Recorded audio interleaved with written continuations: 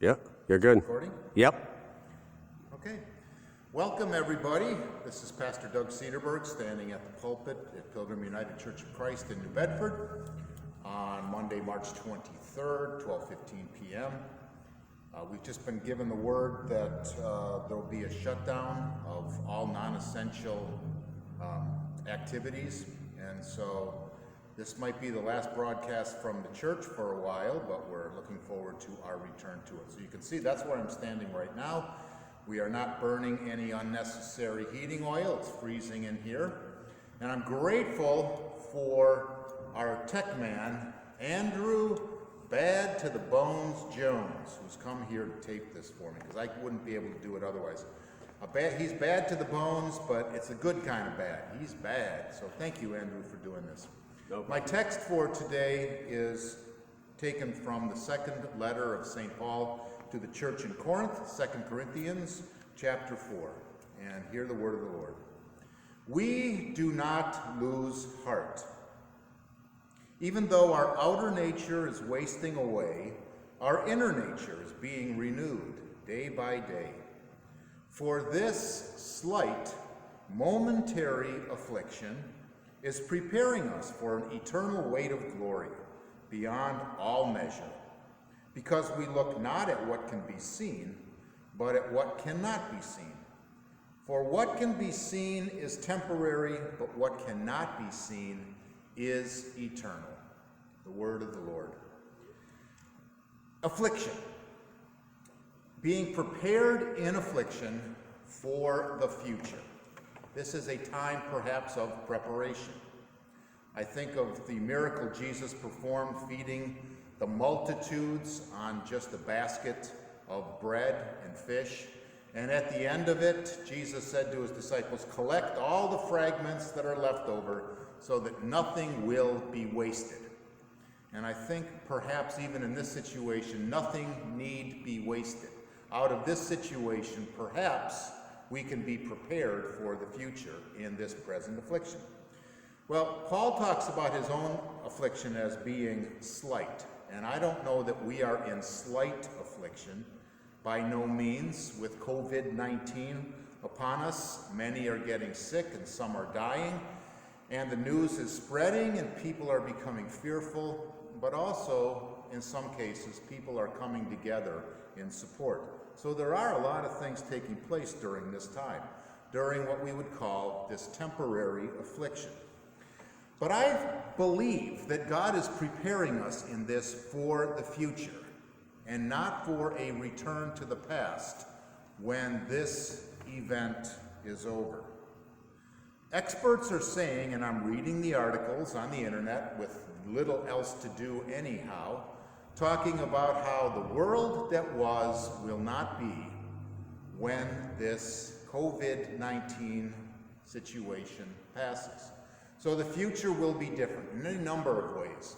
Financial markets, the economy, how healthcare is administered, distributed, the way people greet each other even, the way we practice hygiene, the way we gather, any number of ways the world will not be the same. The world maybe is experiencing a fresh air of less pollution because fewer things are taking place. And maybe the future will be different from the past. And it's wise to be prepared for it, so the experts say. Are we preparing for the future? Do we understand that the future will not be like the past? And during this affliction, that God is preparing us. I really got thinking about this to a great extent last week, as everything was kind of happening during all the confusion of the reports starting to hit, closures becoming evident, and so forth. The city streets emptying, business offices emptying, news reports going all over the place. And I was startled in all of that to hear about pro football trades and free agent signings. I mean, it seems so out of context to me. It's like all of these things are taking place in the present, and there are football executives making moves now in preparation for the future. It seems so out of context. The stories were like a dream, like fantasy. They can't really be doing this during all this present affliction, preparing for the future. But I got to thinking, yes, the present is real. This affliction is real. But the future also is real, and the future will come. They're preparing. How about me, I thought? How about the church I serve? How about any number of people in other congregations? Are they preparing for the future? In the same way the executives are preparing their teams for the future. It seemed so preposterous at first and so important upon further consideration. Yes, the future is real, and the future visited me last week in the form of professional football. The future visits us in the present, perhaps preparing us for it. Are we a part of that? Even to the extent that the Chicago Bears apparently have picked up a new quarterback. Hot dog, hip hip hooray, I'm thinking. But dare I hope for a future Bears team that will be unlike the past and far more glorious. I don't know if I dare believe in that, but I do believe in a future in which we all can be different, myself included. So when this time passes, will we want to return to the past, the way things were? Or are we preparing for a future that will be different? And will each of us be different in that future? Well, I'm here today to say, in this last message before things close up, that God is preparing us, and I believe it. I want you to believe it too. And all of this got me thinking, sort of the existential predicament that I read about in the great theologian of last century, Jürgen Moltmann. Jürgen Moltmann was a German, still is a German theologian. He's now well into his 90s. And see, when you talk theology and you want to be sort of hoity-toity and sort of official about it, you have to pronounce the theologian's name in their native tongue. So I say Jürgen, even though it looks like Jürgen. He's got a great story to tell. He grew up in mid-20th century Germany in a non-Christian secular family. No religious or spiritual upbringing whatsoever. And he was planning to be a scientist until he was drafted into military service to serve in the armed forces of Adolf Hitler. And during that time in the military, he experienced the horrors of war, eventually being taken prisoner. And he was in a POW camp for 3 years, from 1945 to 1948. And during that time, he had a lot of time in seclusion to think about his life, who he was, who he is, and who he may be. He was thinking about all the fellow soldiers he had served with who had died in combat, some right next to him when they perished, and he was left unscathed. And he asked himself, why am I the one who survives? What do I deserve for myself? And they deserved death. And he felt the guilt that he lived and they died, and he couldn't understand why. He had the recurring nightmares night after night of the battles that he had been through in war. And he wondered, why am I here to live through this torment? The soldiers would get news there in the POW camp of how the Nazi German government had killed so many and committed so many crimes against the Jews. And they felt the shame and the guilt of having participated in the whole endeavor. They heard about the downfall of the German political system, the downfall of the German military, the downfall of German society, how it was left in a rubble and in ruins. And he experienced then the affliction of despair. How can I return to something that is no longer? The Germany I knew is not what now is, and therefore it will not be the Germany of the future. What now, he began to ask himself. What now does my life mean? What now is this world all about? And he said at that particular point, he fell back on the things he used to support him through difficult times, things he called iron rations. Iron rations, he called them. They were German poems that he would recite, the writings of German philosophers that he would read. And he would go through them again and again with little or no effect to his state of mind and his state of being. Iron rations, he called them. Iron rations is a military word that describes what soldiers carry in their backpack in the event of an emergency if they are ever cut off from the normal food supply and they can't eat. They've got nothing there. They can open up their backpack, go to what are called iron rations, and consume something that is somewhat edible, somewhat sustaining, and will help them survive until the food supply is restored and returned.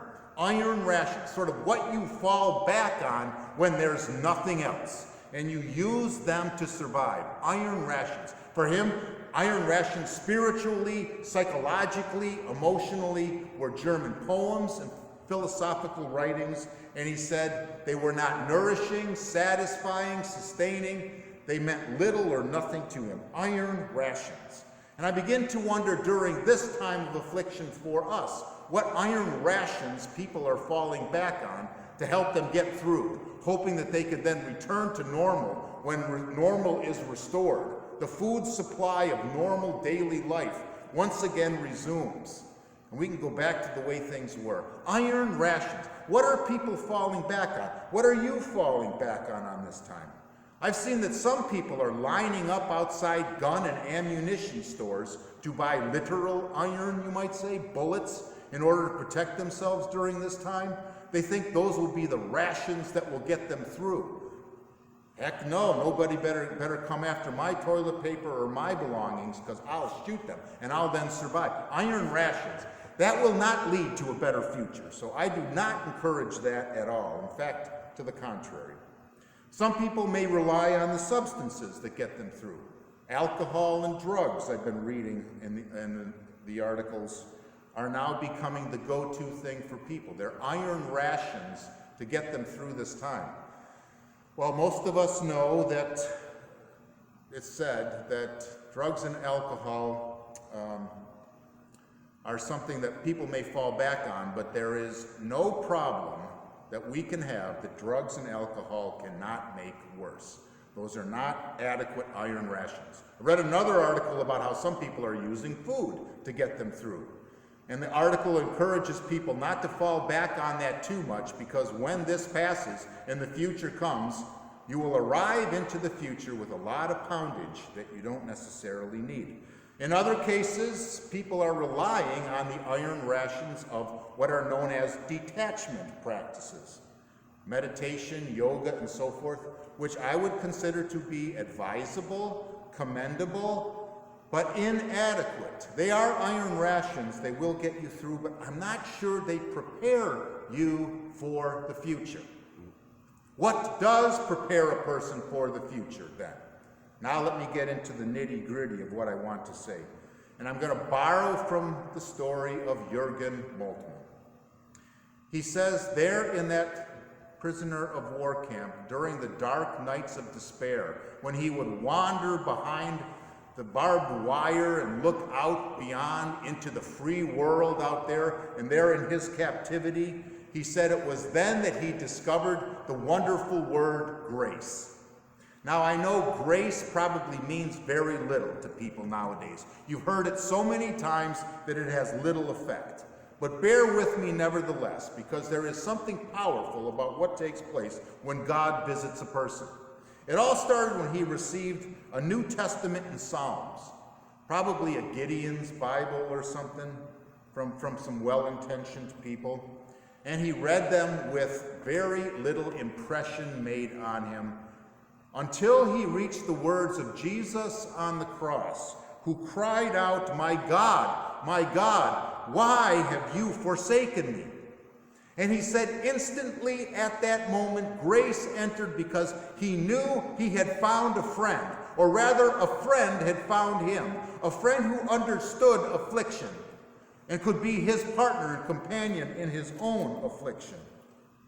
He said, here is the divine brother in affliction who takes prisoners with him on his way to resurrection.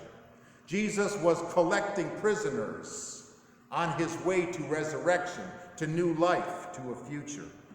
And Moltmann considered himself in the line of people that Jesus had taken captive on the way to resurrection and the fullness of new life. And he says that is all about grace. If grace doesn't mean much, then let me use a term that I think might describe it better. It is creative energy. Grace may not mean much, but creative energy does. A creative energy enters into a person's being and into that person's circumstances that bring about whole new possibilities for that person. It is a creative energy of the future entering into the now. The creative energy that says the future will be different, and so will you, and you will be better. It is transforming a person from within with a kind of energy that gives a person a whole new perspective on life, a whole new understanding of the possibilities for their life. Even in the midst of a present affliction, creative energy does its good work. It is a coming to life. And perhaps during this time, the future may be visiting us. That God is using creative energy in us in ways we did not anticipate or expect. The coming together of people in support. The urgent hunger that people have for a word from the Lord, which perhaps in some way I'm discharging and providing for you today. It is a future coming into the person, creating that person in a whole new way to be a whole new and better person for the future. Creative energy. And Moltmann said it began to have effect on him. He's now called the theologian of the future. And what he means by that is not he's like the way theologians will be in the future. No, it means the theologian who understands that God is in the future now, calling us who are now in the present into the future where God is presently right now. And God is transforming us in the present for the future in which God is present and waiting for us that we will participate in it with God. And Moltmann concluded that it was not him preparing himself. My first point during this time, don't think you can prepare yourself. It is God who does the preparing. The more you try to fix, manipulate, and micromanage yourself during this time, the more frustrated you will be. Allow God. Let go, let God, because God is active now. Just trust, have hope, love your neighbor, and participate in the good things, and God will do the work now for you, preparing you for the future. God is coming into our future, preparing us for it. Preachers would come into that prisoner of war camp, and Moltmann had never heard a sermon before in his life, before he came to that prisoner of war camp. Imagine, I can't imagine going through most of life well into young adulthood, never having heard a sermon, and he heard his first sermon there. And one after another, the preachers would come, and he and the other prisoners would line up on their way to the chapel in order to hear a word from the Lord. And the words that they heard in those sermons were creative energy that gave them hope for the future, began to bind them together, not so that they could return to the past. They didn't want to go back to the past because they knew darn well that the world as it was no longer. Germany was not what it was. And they were being prepared for the Germany that could be, the people